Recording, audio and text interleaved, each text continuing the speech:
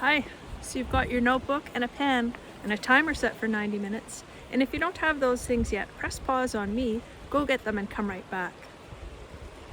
Hi, and welcome to Write It Out for the week of May 28th, 2023. Write It Out is brought to you by Write for Wellness, for you and for Enliven Muskoka.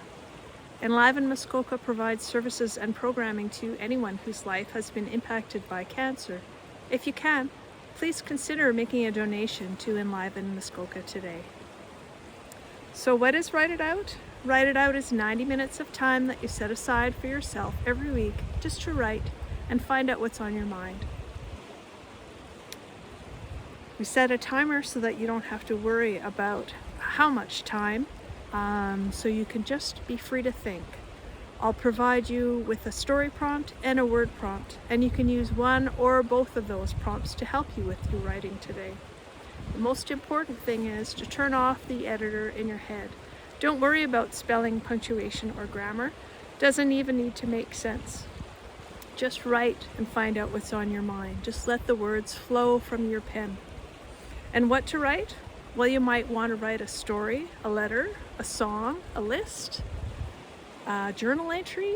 Anything at all that's asking to be written is just perfect today. Like I said, you can use one or both of the prompts, or whatever the prompts make you think of. It's just a prompt, just to get you started. So don't be too worried about the prompt at all. I do like to start with a very short relaxation, and that's just to help separate your writing time from the busyness of your day. It's like a note to self saying, now I can forget about all those other things and just sit and be where I am and write and find out what I'm really thinking about. So find a comfortable place to sit with your feet flat on the ground or on the floor, and either close your eyes or just watch the screen.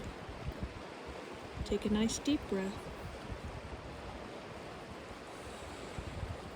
In through your nose, out through your mouth. Relax your eyes, your ears, your jaw. Relax your shoulders down away from your ears. Relax your arms.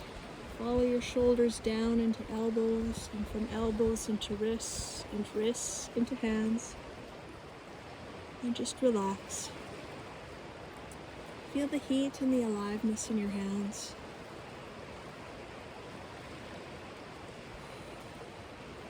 And again, from the base of your skull and your spine, follow down, relaxing as you go behind your lungs and your heart space and your belly, right into your sitting bones. And from your sitting bones and hips, follow your legs, relaxing across to knees and down into ankles, from ankles into feet. And feel the ground or the floor supporting your feet. Feel that contact, that grounding, that sense of comfort. And take another couple of nice deep breaths.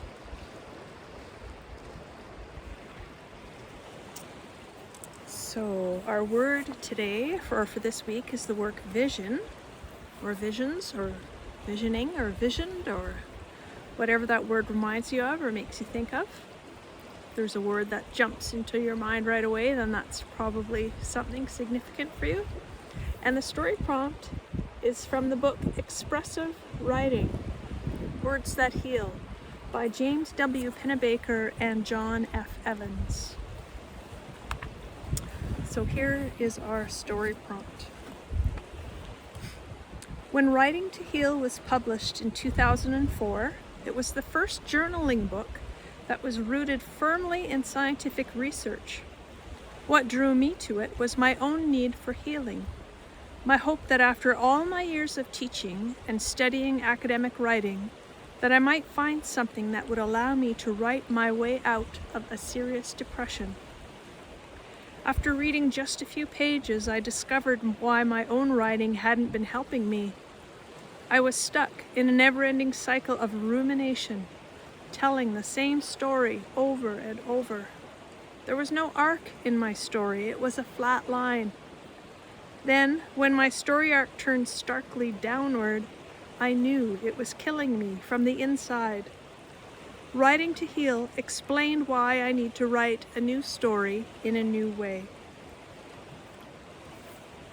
Pennebaker's book provided me a way to work out the most troubling events in my life, but in a way I had never done before. The writing assignments provided a life course correction by helping me bring closure to painful childhood memories, recall experiences from my youth with a more positive perspective, and get beyond the emotional turmoil from my own adult mistakes. And again, that's the story prompt. The word prompt for this week is the word vision. You've got 90 minutes on your timer. Press pause on me and write it out.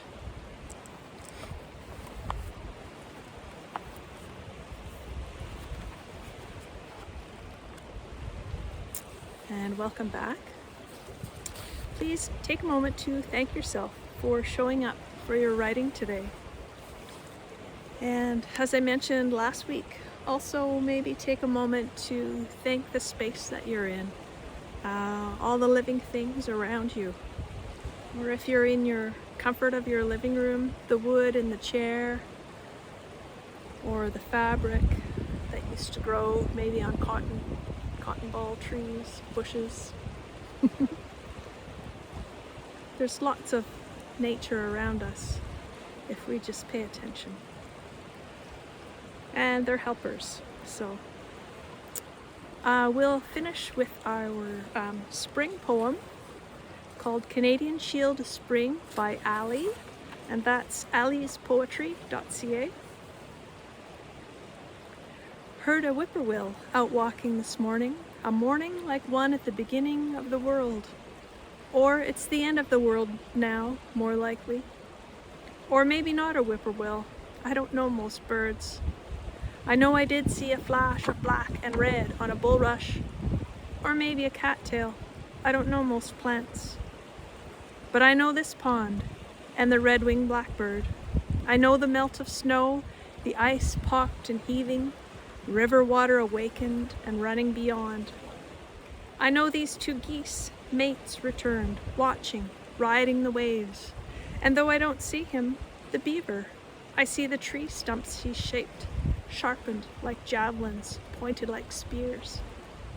I see the flint cheekbones of the earth emerged from snow into sun, her soft breasts of moss, her skin of pine needles, her brown grass greening in spots, still wet, concealing fragrant mud. A morning like one at the beginning of the world, the dawn shaking out like a blanket around us. I put my lips to the earth.